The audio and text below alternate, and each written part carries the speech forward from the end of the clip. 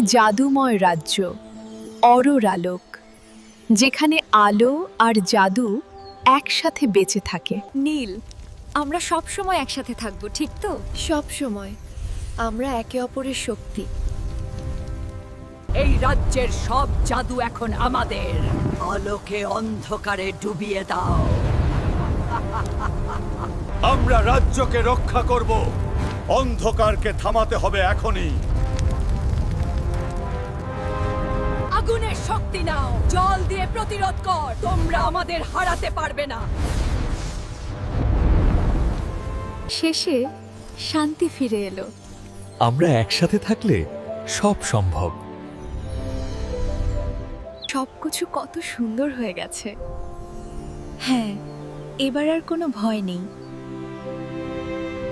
যুদ্ধ শেষ, অরোর আলোক আবার শান্ত, কিন্তু এই শান্তির আড়ালে লুকিয়েছিল এক ভয়ঙ্কর সত্য। এক রাতে নীলপরি এক অদ্ভুত স্বপ্ন দেখে। তুমি আমাদেরই একজন। কে কে তুমি?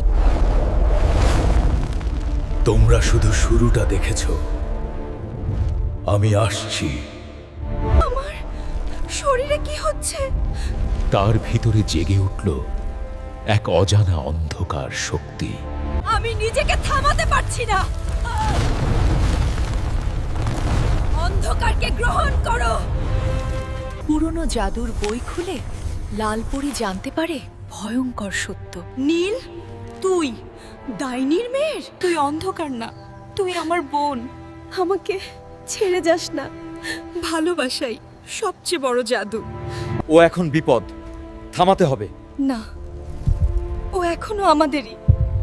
আমি ওকে হারাতে পারবো না। অবশেষে অন্ধকারের আসল শাসক ফিরে এলো। এই রাজ্য এখন আমার। নীলপরি, তার অন্ধকারকে শত্রু না ভেবে শক্তি হিসেবে গ্রহণ করল। আমি অন্ধকার নই, আমি ভারসাম্য। এটাই শেষ যুদ্ধ। আমি এবার ভয় পাবো না। আমরা একসাথে জিতব। শেষ পর্যন্ত লড়াই। এবার আমি আমার অন্ধকারকেও ব্যবহার করব। আমরা একসাথে আছি। এবারের যুদ্ধ হবে সবকিছুর জন্য। তোমরা আমাকে থামাতে পারবে না। চেষ্টা করেই দেখ।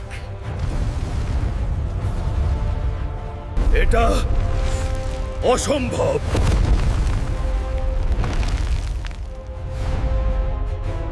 একসাথে আমাদের শক্তি অসীম।